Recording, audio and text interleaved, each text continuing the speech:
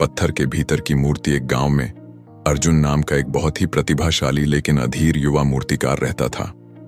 वह पत्थर को तराश कर कुछ ही घंटों में मूर्तियां बना देता था, लेकिन उसकी मूर्तियों में जान नहीं होती थी।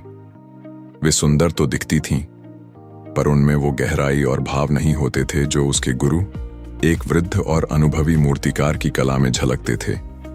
अर्जुन अक्सर अपने गुरु से शिकायत करता, गुरुजी, मैं आपसे ज्यादा मेहनत करता हूं, फिर भी मेरी कला को कोई नहीं सराहता। आपकी बनाई हर मूर्ति ऐसी लगती है जैसे अभी बोल पड़ेगी, पर मेरी मूर्तियां बस पत्थर ही रहती हैं। एक दिन गुरु ने अर्जुन को एक साधारण सा बेडौल पत्थर का टुकड़ा दिया और कहा, अर्जुन, मैं चाहता हूं कि तुम इस पत्थर से अपनी जिंदगी की सबसे बेहतरीन कलाकृति बनाओ। अर्जुन ने पत्थर को देखा और निराश हो गया। वह बोला, गुरुजी, यह कैसा पत्थर है? इसमें तो कोई आकार ही नहीं है। इससे अच्छी मूर्ति कैसे बन सकती है? गुरु मुस्कुराए और बोले, समस्या पत्थर में नहीं, तुम्हारी दृष्टि में है। तुम पत्थर पर अपनी मर्जी थोपना चाहते हो, जबकि तुम्हें पत्थर के भीतर छिपी मूर्ति को बाहर निकालना है।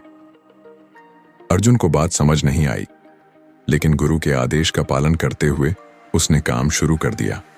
उसने कई दिनों तक कोशिश की, लेकिन हर बार वह निराश हो जाता।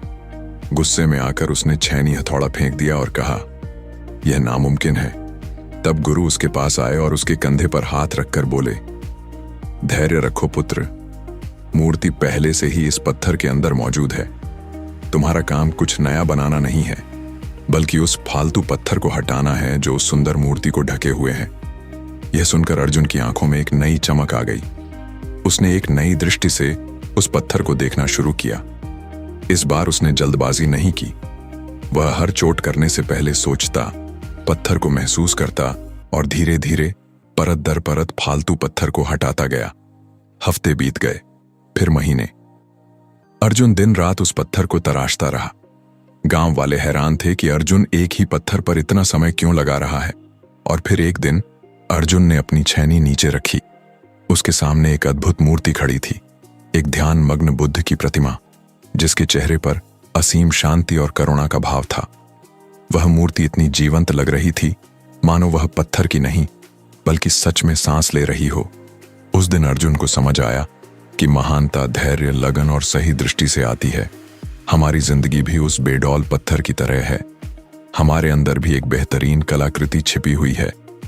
हमें बस धैर्य के साथ अपनी कमियों, अपने आलस और अपनी नकारात्मकता रूपी फालतू पत्थर को हटाना है, ताकि हमारे भीतर छिपी हुई सर्वश्रेष्ठ कृति दुनिया के सामने आ सके।